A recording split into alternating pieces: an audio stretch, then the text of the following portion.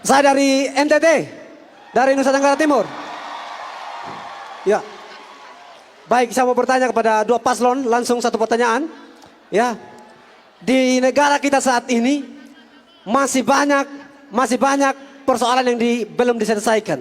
Misalkan satu, proses penegakan hukum, ya, pengembangan sumber daya manusia belum kita selesaikan. Nah, yang menjadi pertanyaan saya kepada wakil presiden dan calon presiden, ya, kenapa ada pernyataan di setiap kampanye yang menyatakan bahwa kalau Amin menang, kita membela Palestina. Kalau Amin menang, kita bebaskan Palestina. Kenapa kita menggunakan kata seperti itu? Menurut saya, kalau kita mendamaikan Palestina dengan Israel tidak bermasalah. Kenapa menggunakan kata membebaskan dan membela Palestina? Dasarnya apa? Coba. Karena ini negara kita belum selesai, masih bobrok menurut saya. Masih bobrok menurut saya. Artinya begini menurut saya.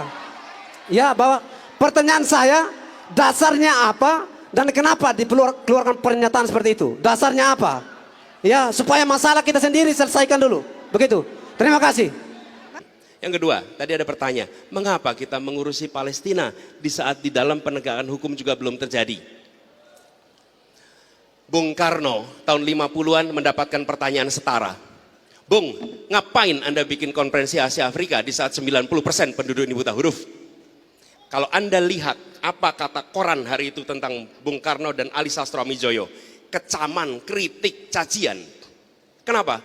Karena di saat kita masih miskin, Bung Karno mengumpulkan semua orang. Tapi apa yang terjadi?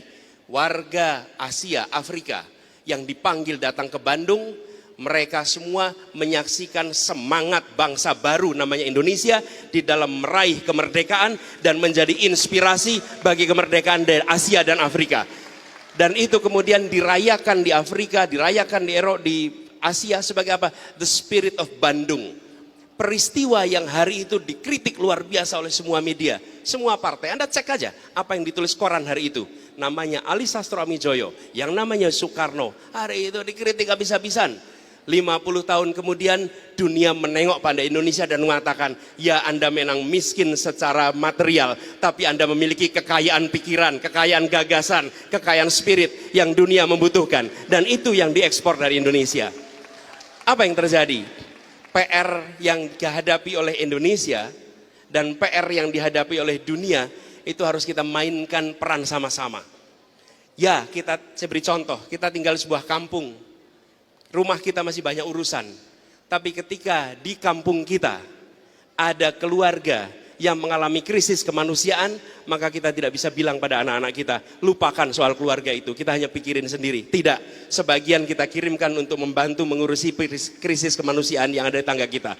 Pada saat ada sebuah bangsa yang masih mengalami penindasan dan kita sudah merasakan kemerdekaan, kita tinggal diam. Kita ingin katakan bahwa kita akan selalu berusaha untuk membebaskan mereka dari penderitaan dan kita harus mendukung sebagaimana ketika dulu kita merdeka, berbondong-bondong masyarakat dunia membantu Indonesia untuk kita merdeka.